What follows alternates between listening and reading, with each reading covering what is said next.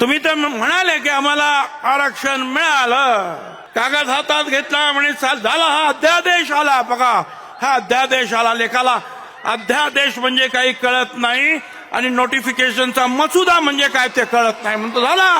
मग आता हे उपोषण कसलं? आता परत आरक्षण तर मिळालं ना तुम्हाला सगळं. तुम्ही तर म्हणाला शपथ पूर्ण झाली.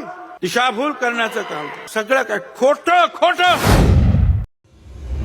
अरे बाबा, तुम्ही 27 तारखेला गुलाल उधळला, मग आता हे उपोषण कसलं? आता परत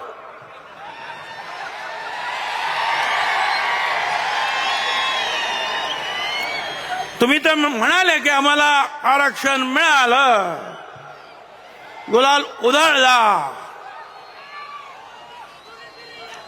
काहीतरी एक कागद हातात घेतला म्हणे झाला, हा अध्यादेश आला. बघा हा अध्यादेश आला, लेखाला अध्यादेश म्हणजे काही कळत नाही आणि नोटिफिकेशनचा मसुदा म्हणजे काय ते कळत नाही म्हणतो झाला.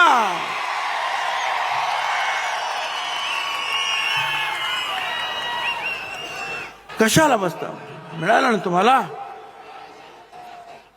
आज 4 दिवस झाले या राज्यामध्ये उन्माद सुरू आहे. डीजे वाजवला जातो रात्री 3-3, 4-4 वाजेपर्यंत. जे ओबीसीचे लोक आहेत त्यांच्या घरासमोर शिवीगाळ केली जाते. आपण जिंकलो, आम्हाला मिळाला. काय चाललंय? मग उपोषण कशासाठी? आणि मी तर सांगितलं आता उपोषण करणार आहेत, तर आमचे आता सेक्रेटरी काय आणि आणखीन कोण काय आता ताबडतोब निघतील. ताबडतोब बोल, तुला काय पाहिजे बोल. ताबडतोब तयार. हा घे GR, हा घे अध्यादेश, हे घे. एक एक गोष्ट मागण्यासाठी ते राज्यातील सुद्धा वेगवेगळे घटक वर्षानुवर्ष लढत असतात, पण त्यांना मिळत नाही. पण याने नुसतं सांगितलं का उपोषण, ताबडतोब धावपळ सुरू. मला सुरुवातीलाच सांगायचं, मराठा समाजाला आमचा विरोध नाही, मराठा समाजाला आरक्षण मिळालं पाहिजे असं म्हणणारे आम्ही आहोत, पण ते वेगळं द्या, आमच्या ताटात देऊ नका, एवढंच आमचं म्हणणं आहे.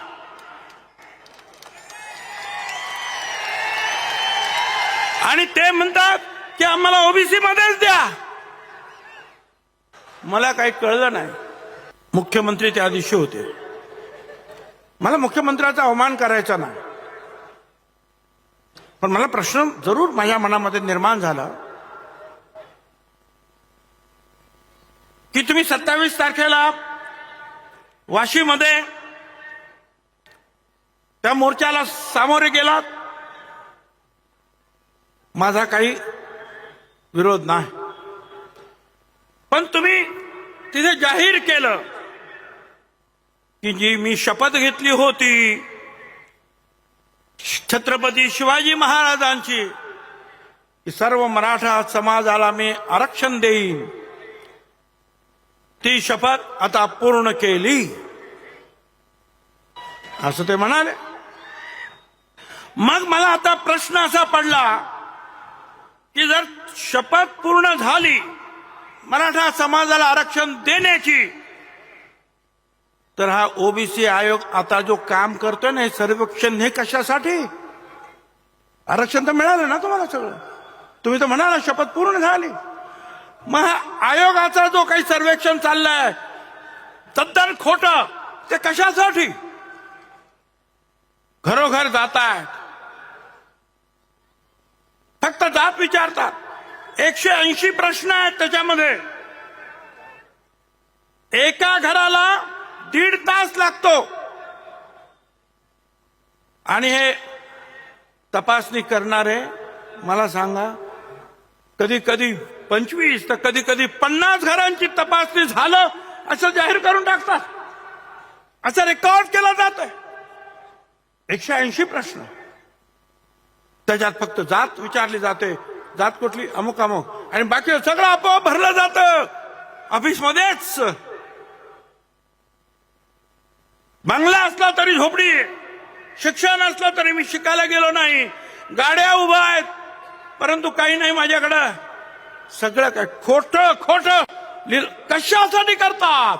मिळालं ना आरक्षण, तुम्ही तर सांगितलं तर शपथ पूर्ण झाली. 3 न्यायाधीश बसलेले आहेत,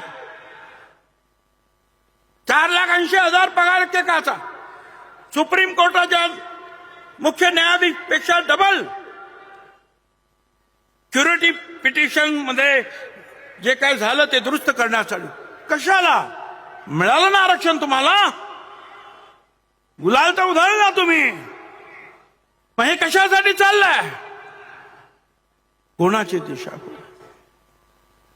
याची उत्तर जे आहेत माझ्या मनामध्ये प्रश्न निर्माण करतात की याची उत्तर कशी शोधायची. खोटे रेकॉर्ड तयार झाले. हे जामखेड तुमच्याच जिल्ह्यातलं एक उदाहरण. A to Z सगळे कुणबी, मुख्याध्यापक सगळे एक सुद्धा वेगळ्यात नाहीत, सगळे जेवढे म्हणून सगळे. काय चाललंय हे तुमचे? आता दुसरं पेनूर तालुका मोहोळ सोलापूर, धडधडीत पूर्वीचा अक्षर वेगळा, शाई वेगळी आहे, मराठा कुणबी लिहितायत हाताने, धडधडीत लक्षात येत आहे की हे सगळं खोटं आहे. मराठी कुणबी, ते मराठा कुणबी पण नाही म्हणत, मराठी कुणबी माहितच नाही, लिहायचं आहे ना, लिहे. दुसऱ्या याच्यावर पण लिहिले मराठी कुणबी. वा, हे सगळं जे आहे असं खोटं खोटं खाडाखोड दिसते आहे, हे असं चाललेलं दिशाभूल करण्याचं काम. 360 कोटी रुपये देण्यात आले ते याच्यासाठी खोटा रेकॉर्ड तयार करण्यासाठी.